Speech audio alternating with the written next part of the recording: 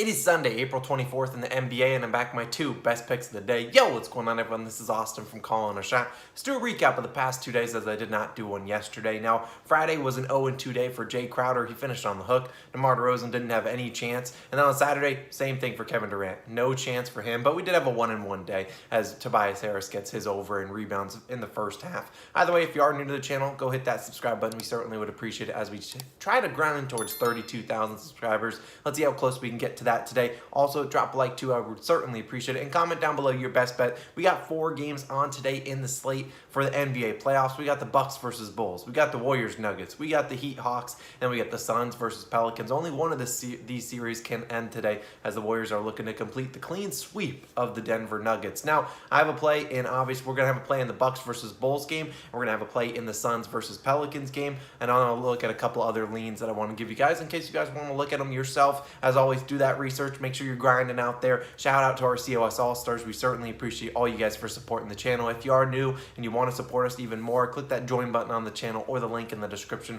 or even the link in the pinned comment. We really would appreciate it. Our newest All-Stars. We got Big Time Timmy Jim. We got Lam Hoang. I definitely pronounced that right. Silva 562, XYZ Elite, and Francisco. Thank you guys all for supporting the channel. We can't do it without you guys' support. Let's hop into, I believe, one of the final games on the slate. We'll go to the Suns-Pelicans game. We're going with this guy that technically hurt us on Friday, but we're going Jae Crowder over 9.5 points, minus 120 on FanDuel. People have taken their monitors, launched him out at the window because they're like, I'm never betting on Jae Crowder again. And I understand that, but at least hear me aside for this one. Jae Crowder technically did hurt us on Friday. And look, I can forgive him for this one because he technically did cash his over in points. He had 10 points, and that's all we need today. We only need 10.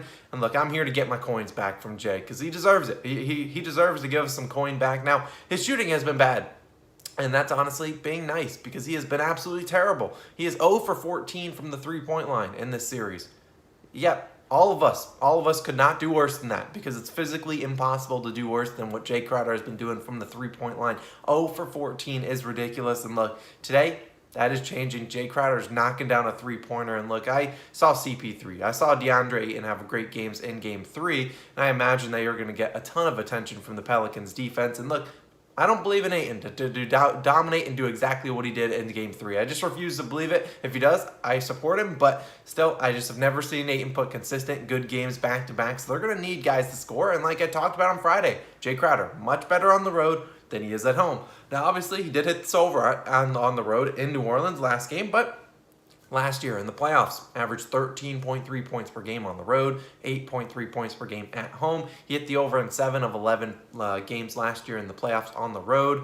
And look, in 3 of the games that he missed, he ended with 9 points on the hook, and if he wants to hook us one more time again, then so be it. But I really like it. Since joining the Suns, he's over this line in 13 of 16 games without Devin Booker. I imagine he played 34 minutes in Game 3. I imagine he plays another big workload today, and I think he's going to shoot at least 10-ish times. So I know Jae Crowder, it sucks betting on him, but we're going to do it today. We're going to hope for the best, and we're going to count on Jae Crowder to get us over 9.5 points. Look, he can't possibly shoot worse than he has the first 3 games of this series. I think a little bit of positive regression is expected here. A little bit of a bounce back. He's cashing in the first half. My treat. Now let's move on to this the first game on the slate. We're going to go to the Bulls versus Bucks, Game 4. And we're going to take Nikola Vucevic over 32.5 PRAs, minus 125 on DraftKings. PRAs, points, rebounds, and assists. Now, if you need an individual bet, I'd take his over 10.5 rebounds. That is minus 158 on some sharper books. I think it's about minus 125-ish on majority of sports books. So I really like that one, a plus EV bet. But I'm going with this line, and I'm fine with it at 33.5 either.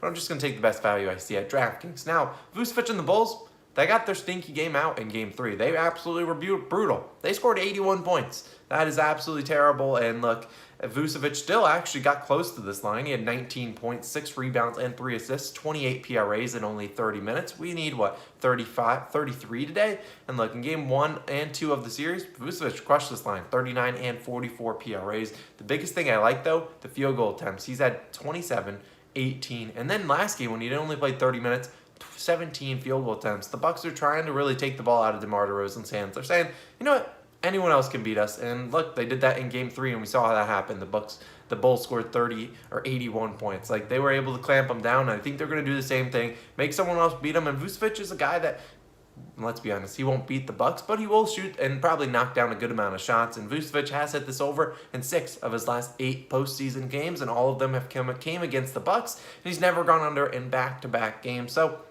I think Vucevic will get it done. It's worth noting he's over this line in 20 of 25 games with 35-plus minutes played. He did not play 35-plus minutes in Game 3. He only played 30, granted, because they were blown out. If there was a close game, he would have played 35-plus minutes. I think the Bulls will try very hard, keep this game as close as they possibly can get. Look, they can't possibly, just like Jae Crowder, they can't play worse than they did in Game 3. I think they'll keep this game close, and I think they'll want to be relying on Nikola Vucevic to be in the game much more than Tristan Thompson. Look, they don't want to play Tristan Thompson more than they have to. So I think we should see Nikola Vucevic play a good amount of minutes, shoot a good amount of shots like he has been doing, and I think he'll grab much more rebounds than just the 6 that he had in Game 3.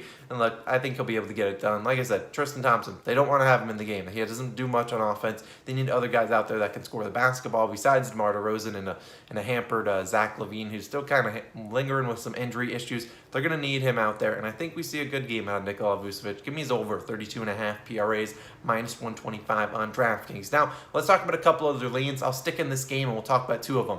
Drew Holiday, over 19.5 points, minus 121 on Barstool. If there's a guy that hurt us a lot this season, it's probably Drew Holiday, which is why he's not an official play. He's just a lean. Like, he's going to be the number 2 option on offense, but that's the problem. I never can trust Drew Holiday, and he's gone under in all 3 games this series, and maybe this is the game he wakes up, but look, I refuse. I refuse to bet on him, but it's just a lean. I know some people might ask about him. Every time we bet on him, he stole our money. That's just what he did. And so I don't mind his overs today, but I just don't trust him. I know his PRA over was a plus EV bet, so definitely consider checking that out there. He had a pretty good track record without Chris Middleton in the regular season, but it's Drew Holiday.